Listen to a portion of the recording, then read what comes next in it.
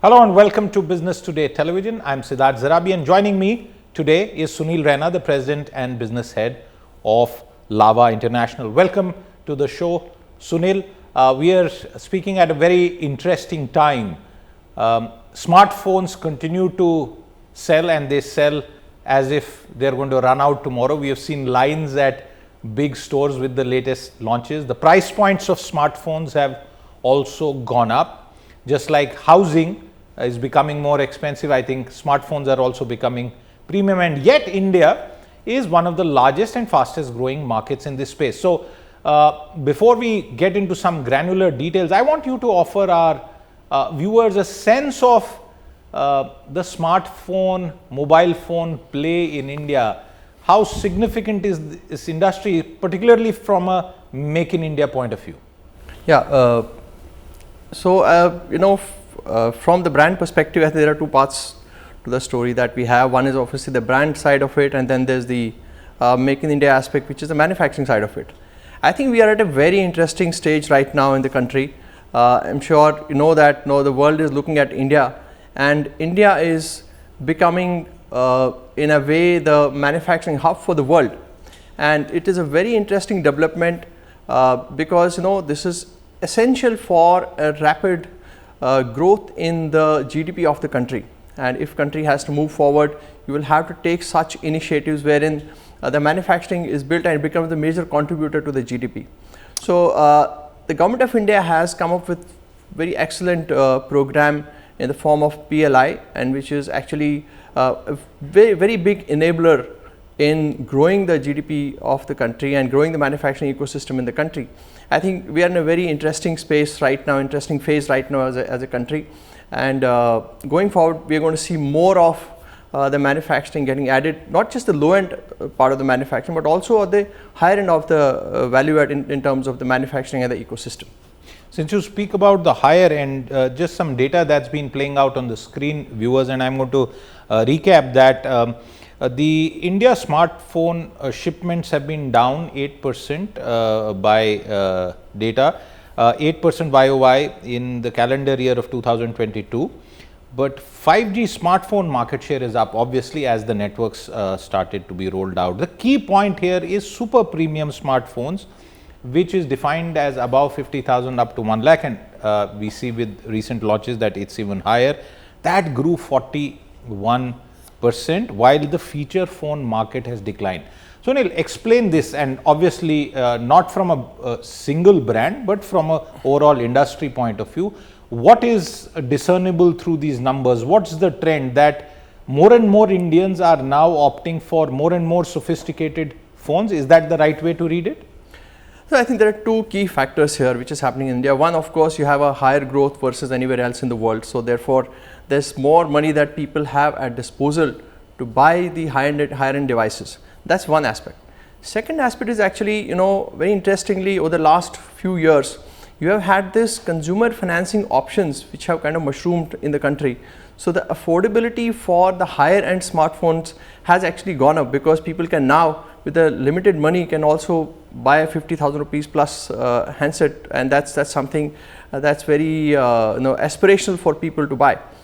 And so also because India is now more or less reached I would say nearing maturity in terms of the smartphone users, because now consumers are buying a smartphone not just the first time but third time, fourth time.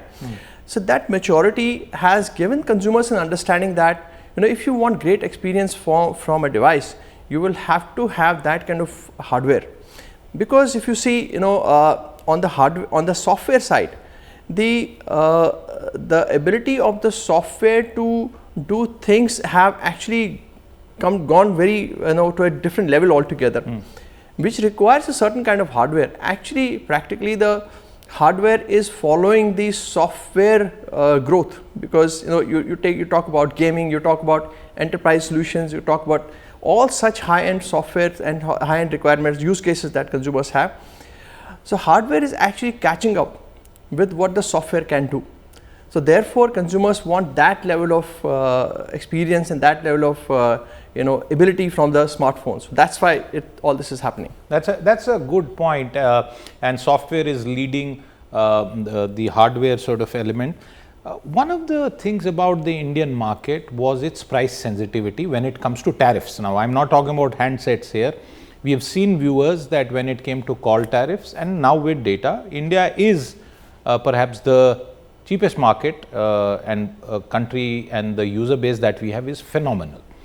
Sunil, explain to us, if we are price sensitive as a market when it comes to network tariffs, call, data rates, are we not price sensitive when it comes to the handsets, or is it a case of multiple markets straddling the socio-economic layers?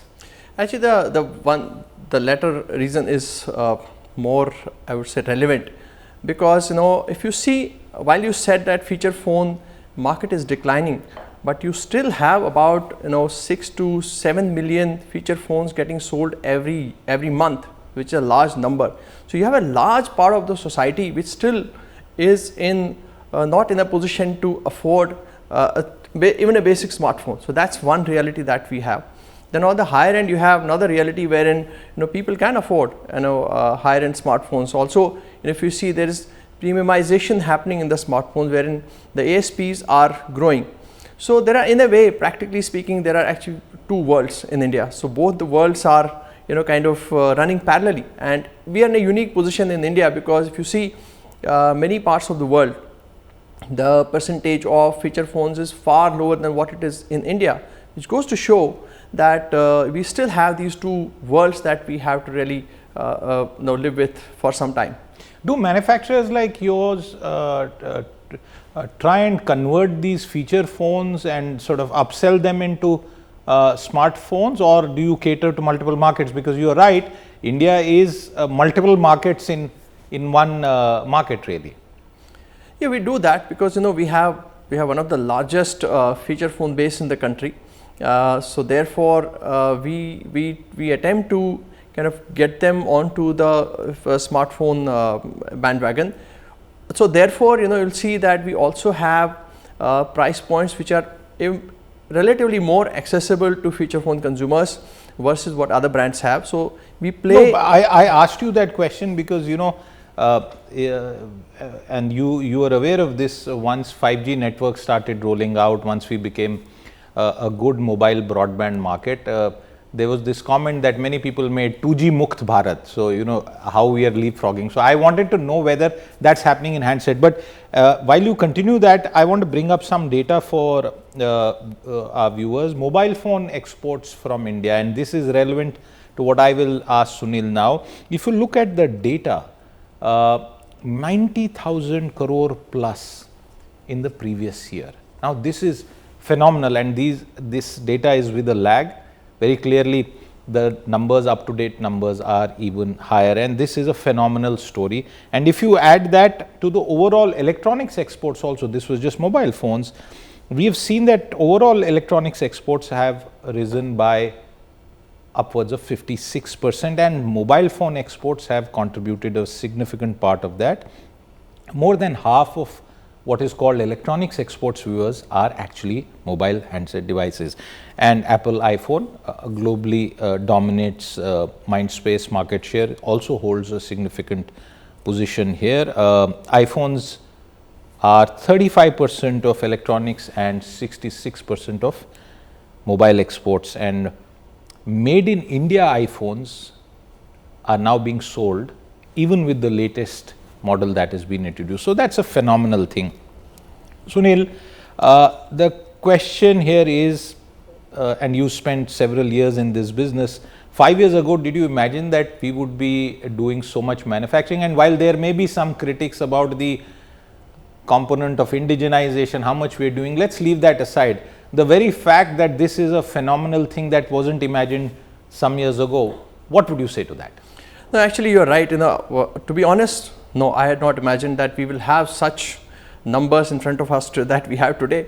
The reason being that it, in a way, I would say for some time we had kind of given up on this, because we had thought that it was finally China which was going to continue with this whole ecosystem, and it's not going to come out of China, because there's one critical limitation that the world had, the other countries had, which is something that India didn't have, but we just had to have that will to get it from China and get into India. And that critical factor was that we are a equal sized country in terms of the number of people, right? And realizing the potential that we have as a country was a very important, I would say, moment, so to say, for the country to realize. Because one, your domestic market itself is very big. Second, you have the advantages that China had about maybe 15-20 years back, which we also had at that time, similar, which is like the labor cost, which is maybe the infrastructure that we have now today, whether it's ports, whether it's airports and things like that, electricity. So we don't have such problems today.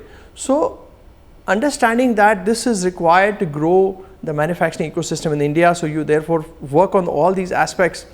I had not thought that our country would do it so fast, and what has happened in the last 5 years in the figures that you've shown are extremely encouraging and very positive, because now we can clearly see light at the end of the tunnel that yes, finally ecosystem shift will take place into India, which is a good story for us. Well, while overseas companies of the kind that we spoke about and others are looking to have a diversified supply and manufacturing base, does it make sense for a Indian company like yours to manufacture in India? And the reason I ask you is that you may not sort of enjoy as a company based out of India certain trade linkages that global companies have.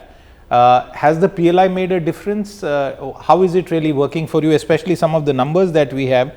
You have a manufacturing capacity that is significant, 4 surface mount technology lines, you have a Noida unit with almost a dozen or perhaps more assembly lines, and close to 3,000 staff from some of the stats that we have. So for us, I believe we are at the right place at the right time, because we had built this capacity primarily for our brand business, because that's what we are doing and what we are doing. Because as a brand, we felt that we must have the entire value chain in our own direct control. So as a part of that exercise, we said manufacturing is an important component of that needs to be directly controlled by us for customer experience and quality and other things. So we had primarily done it only for the brand purpose. But what has happened in the last 3-4 years is that because of the PLI scheme, the opportunity has actually become much bigger for us. And when you add the exports to it, the capacity that we have built is now equipped to really do the exports as well as do even the EMS business for some other players that we are already doing for some people. And also therefore our global aspirations have also kind of gone up. Just to give an example, we a year and a half back we acquired this phone company in Latin America, which covers all 21 countries in Latin America.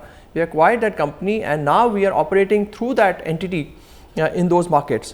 So because of which our exports are also growing, not just our own domestic requirement, but also export requirement also being now fulfilled from the same factory. So which would have otherwise happened from China and not from India. So that's where we are today. That's excellent. And there are viewers, many Indian companies set up in India, which are in the electronics, mobile manufacturing ecosystem, and that's absolutely good because it creates employment and generates foreign exchange. Let me now turn to pricing. And Sunil, one of the points, and since we spoke about exports, some imports still happen because there is a price differential, especially at the top end, most premium kind of phones, the recent iPhone launch, for example. And while we are not specifically talking about that, the price differential, why is this still happening? Why shouldn't it be at the same price point? Is it due to the tariffs and duties, or is there something else at play? So there are duty components to it, as in there are certain extra costs that are involved in this whole process. So I know if you see, practically speaking, if I were to look at it very dispassionately and see what should practically happen, and there are 2-3 factors because of which the Indian cost should be lower than anywhere else in the world. One, because your manufacturing costs in India are far lower than anywhere in the world. So China is a very it's almost 5 times that of India in terms of the GDP. Therefore, the cost of labor is almost 3 times that of India. And then also the cost of infrastructure, etc., which is here, cost of manpower and other things is far lower in India. So if you ask me honestly, I think practically speaking, India should have the lowest prices compared to anywhere else in the world, and there could be various factors why it is not so, but I don't think because of shifting to India you can have higher prices. Shifting to India should actually only lead to lower prices, and that's what we are seeing. And on top of that, you have the government incentive of PLI, which is being used by companies, and all of this should actually translate into better pricing for Indian consumers. That's what I believe. One of the other observations that we have heard is many people saying, well, you know, it's not complete manufacture, components are being imported, they are just being sort of put together, assembled and then packaged and exported. Now, you know, it's an argument that we can continuously have. Should you wait for everything to develop and then actually start, or do you actually start at one point and progressively indigenize? How would you respond to that, and should we even be bothered about whether it is 100% manufactured from silicon to the finished product in India, or should we reconcile to the fact that the supply chain is still very global? No, I think people who say that perhaps do not understand that the task is really mammoth. You know, it's not a simple easy task that you wake up in the morning and decide to bring everything into India, because you're not just building it in India, you're also competing against the existing player, existing country which has the ecosystem in their country already. They're also resisting this shift, right? So this process is going to take some time, because now the one favorable thing that India has right now is the geopolitical situation, which is totally favorable for India, apart from the cost element which is there. So I think it will be very premature to say that, you know, we should do it quickly and all of that, because some of these components like your chipsets they're not going to happen overnight. They will take some time. So therefore we will have to have some patience. But the good thing is that our start has been very well. The response from the globe has been pretty good, and everybody wants to be in India, and that's a good story to have. I think everybody is looking up to India and asking for it to become the manufacturing hub of the world. It will take some time. Maybe in the next 10 years time will be there. Are there any negative perceptions about made in India, manufactured in India phones overseas? I noticed some social media chatter with perhaps jealous people who were saying, well, you know, and this was in China, that you know, made in India cell phones won't be as good as the quality as they are made there. Is that at all true? I'll give you one example from our company. So we used to do about when the ecosystem was not there in India. I'm talking about 10 years back, 9 to 10 years back. So we had to set up our factory in China. So that's where we had this whole design center as well as the manufacturing setup. And then later on we shifted to India, shifted the entire design as well as manufacturing setup to India.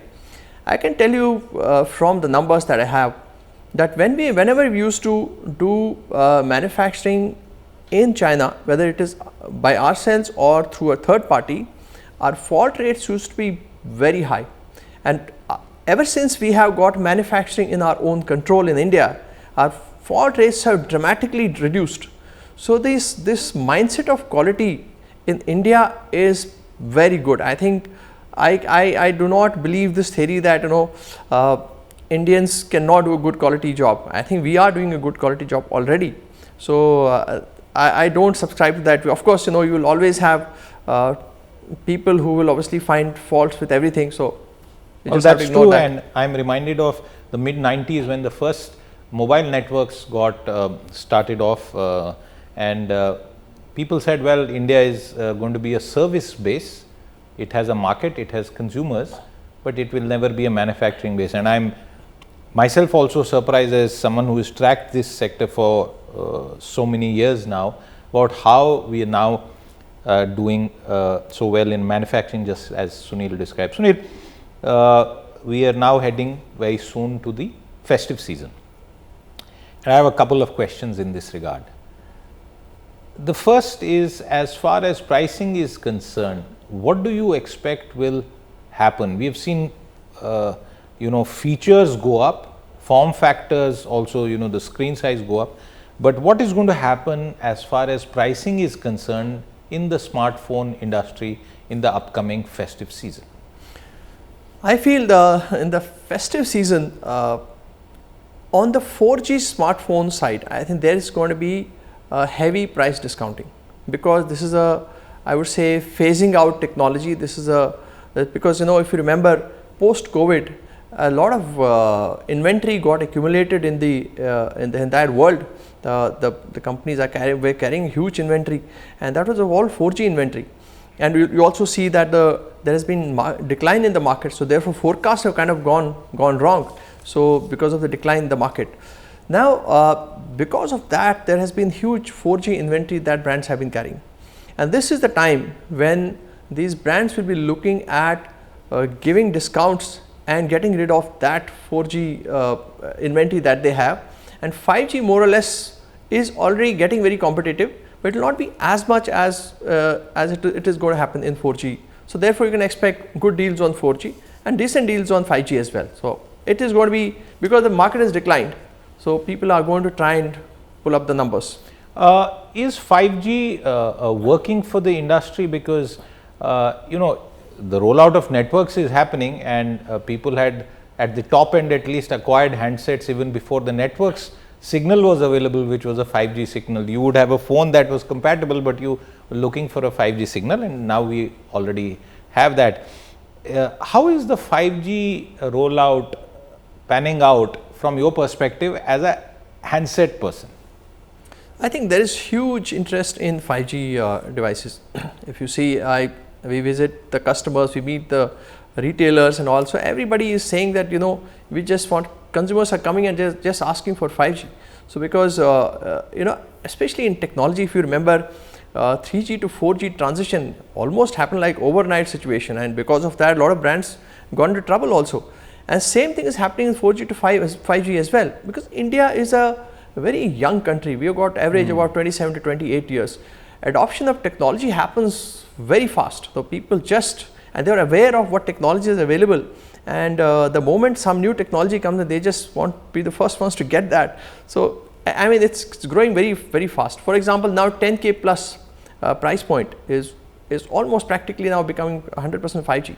So that's where we are. Okay, at 10,000 plus is 100% 5G. Wow, yeah, that's more or less. That's an interesting thing. As we wind down this conversation, one other aspect. 15 years back, and I still try and save those phones, although it leads to some clutter. Phones were very small, the screens were even smaller, you had touchpads, and we have seen how phones have evolved, and the screens are getting even bigger, more and more cameras. Sometimes you wonder what you would end up doing with all those features and gizmos that are there in the phone. What is the phone of the future going to look like, Sunil Raina? Yeah, that's a very difficult question to answer, but yeah, I mean, what is happening in the immediate future is that you're getting, because of the foldable displays which have come in, so you can have a foldable phone or a flip phone or maybe rollable phone, so that it takes care of two things. One, you want, when you are want to consume some content, you want to be on the bigger screen. At the same time, you don't want to carry a very big device with you. You don't want to. It has to be portable.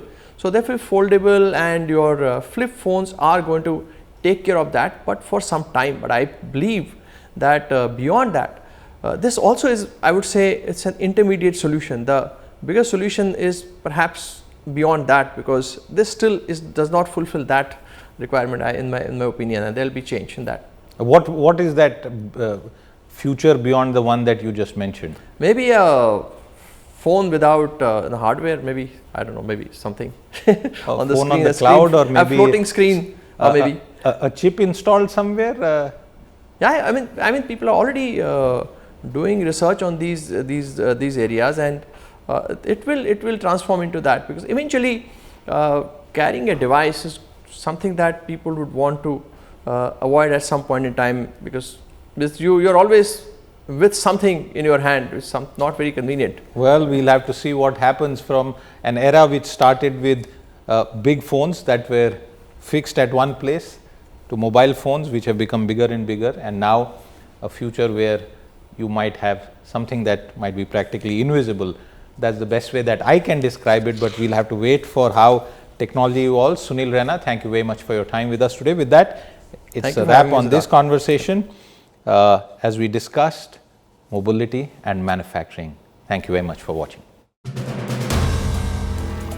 If you like the video, do like, comment, share and subscribe.